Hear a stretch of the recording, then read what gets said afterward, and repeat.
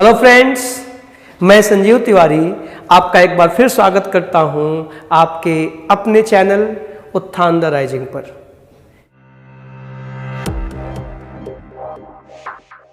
पिछला सेशन बच्चों के डॉक्टर से संबंधित था और उससे जुड़े हुए तमाम शब्द, उसके रूट्स को आपने देखा। मैं आशा करता हूं उस सेशन को आपने ठीक से देखा होगा और इस सेशन के लिए आप तैयार हैं। हर सेशन बहुत ही इंफॉर्मेटिव होता है, उसमें तमाम छोटी छोटी चीजें होती हैं, इसलिए एक इल्तिजा है आपसे कि शुरू से लेकर अंत तक जाया करें। उसमें फायदा आपका है, हमारा तो जो होगा वो होगा ही, है ना। तो देखें जरा, आइए अगले डॉक्टर की तरफ चलते हैं। तो अगला जो डॉक्टर है जिसकी चर्चा हुई थी वो है DERMATOLOGIST,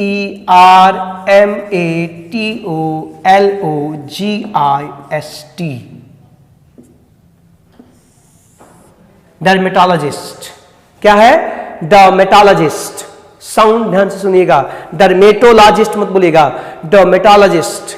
ठीक, स्ट्रेस पे ध्यान दीजिएगा, अर्थात जो स्किन का डॉक्टर, याद है ना, चर्चा हुई थी, स्किन स्पेशलिस्ट, जो हमारी त्वचा का विशेषज्ञ है, जो हमारी त्वचा का ध्यान रखता है। आपके चेहरे पे झाइयाँ आ रही हों, आंखों के नीचे घेरे पड़ रहे हों, दाने निकल रहे हों, मुंह से निकल रहे हों, ठीक ना।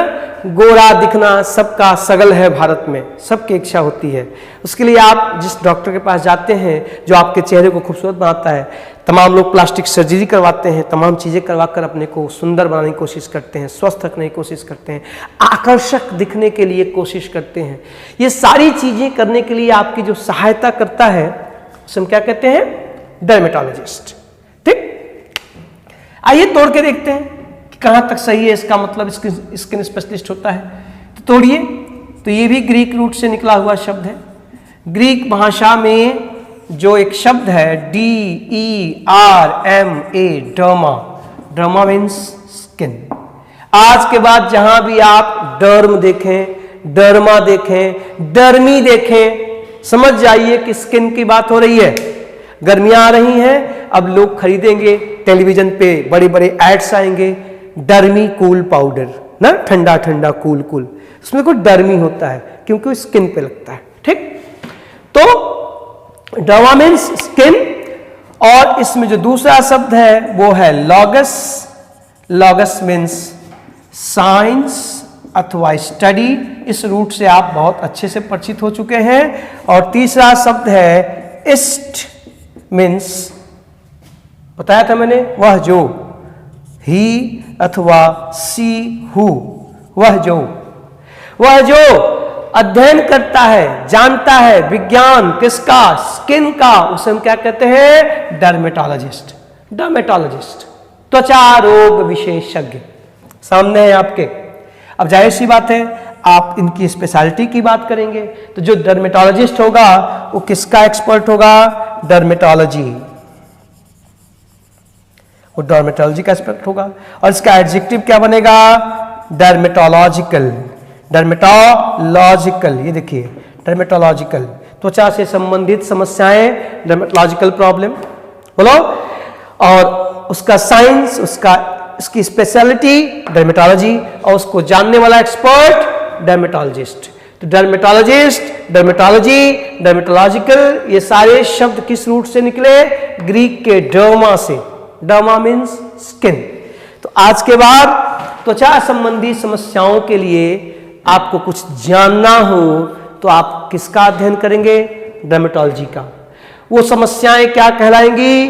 डर्मेटोलॉजिकल प्रॉब्लम्स, ये ठीक है। और उसका निदान करने वाला एक्सपर्ट या डॉक्टर, चिकित्सक क्या कहलाएगा? डर्मेटोलॉजिस्ट।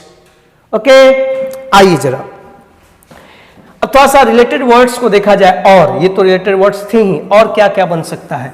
तो आपके सामने एक रूट मिला डर्मा, जिसका मतलब होता है स्किन। इस रूट वर्ड डर्मा से दोस्तों बहुत सारे शब्द बनते हैं इंग्लिश में। जरा उन शब्दों को भी देख लिया जाए, वो काम आते रहेंगे आपको। वो चीजें बोलते समय, लिखते समय किसी आर्टिकल को पढ़ते समय, एग्जाम में क्वेश्चन करते समय हर जगह काम आएंगे। अब हमारे सामने एक रूट है DERMA, derma. Derma means skin, Greek भाषा का शब्द है। इसी डर्मा से एक शब्द बना DERMATITIS, डर्मेटाइटिस। क्या बना? डर्मेटाइटिस। इसको डर्माटिटिस मत पढ़िएगा, डर्मेटाइटिस। अभी क्या है? तो ये एक कॉमन नेम ना, आ लगा लीजिए, a common name for skin disorder. हमारी त्वचा में कोई भी डिसऑर्डर होता है ना, किसी तरह की प्रॉब्लम होती है, तो डॉक्टर्स कहते हैं कि ये डर्मेटाइटिस की समस्या से ग्रसित है। Dermatitis is a common name for skin diseases, skin problems, skin disorder. कोई भी डिसऑर्डर आपकी स्किन में है तो उसके लिए डॉक्टर से कॉमन नेम देते हैं, क्या? डर्मेटाइटिस। क्लियर है? अब देखिएगा जरा, इसी डर्मा से कुछ और भी शब्द बनते हैं इंग्लिश में। एक शब्द बनता है हाइपोडर्मिक, ध्यान से देखिएगा, हाइपोडर्मिक। और एक शब्द बनता है एपिडर्मिस। देखिए इसमें भी देखिए डर्म, डर्म। क्या बताया मैंने आपको? जहां पे डर्म, डर्मा, डर्मी मिल जाए समझिए कि स्किन की बात हो रही है। ओके, देखिए हाइपोडर्मिक, एपिडर्मिस। क्या है ये? तो ये हमारी त्वचा का लेयर है। These are the layers of our skin. देखिए हाइपोडर्मिक, इसमें तोड़ेंगे तो पहला शब्द है हाइपोस, ठीक है, और दूसरा शब्द है डर्मा, है ना। हाइपोस मीन्स अंडर और डर्मा मीन्स स्किन। आप समझ रहे हैं? ठीक। तो त्वचा के अंदर, हमारी त्वचा का जो अंदरूनी लेयर है ना, हम जब इंजेक्शन, आपके शरीर में जब इंजेक्शन लगता है तो जो निडल कहां जाती है? हाइपोस, हमारी त्वचा के अंदर जाती है। तो जो त्वचा का अंदरूनी लेयर है, इसका जो भीतरी लेयर है, उसे हम क्या कहते हैं? हाइपोडर्मिक। क्या कहते हैं? हाइपोडर्मिक। क्लियर? और एपिडर्मिस, तो एपिडर्मिस में ये जो एपी है इसका मतलब है आउटर ना, आउट, बाहरी। और दूसरा शब्द है डर्मा जिसका मतलब है स्किन। तो एपिडर्मिस मीन्स द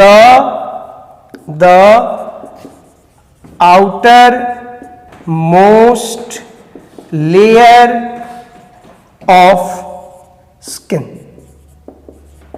त्वचा का जो सबसे बाहरी जो दिखता है, जिस चलते हम सांवले गोरे दिखते हैं, जहां से रोम छिद्र होते हैं, बाल होते हैं, ठीक है, हम जिस, हमारा जो टेक्सचर, हमारा जो कलर, हमारी जो चीजें दिखती हैं, ये जो हम दिख रहा है, ये त्वचा का जो बाहरी लेयर, इसे क्या कहते हैं? एपिडर्मिस। त्वचा का आउटर मोस्ट, सबसे बाहरी लेयर एपिडर्मिस, अंदरूनी लेयर हाइपोडर्मिक, ठीक है। और डर्मेटाइटिस, देखिएगा ये सारे शब्द किससे बने? डर्मा से। कुछ और इंटरेस्टिंग वर्ड डर्मा से बनते हैं, उनको भी देख लिया जाए, पर इनको संभाल लीजिएगा। डर्मेटाइटिस, हाइपोडर्मिक, एपिडर्मिस, अंदरूनी और बाहरी। अंदरूनी परत, बाहरी परत, किसका? हमारी त्वचा का। Is that clear?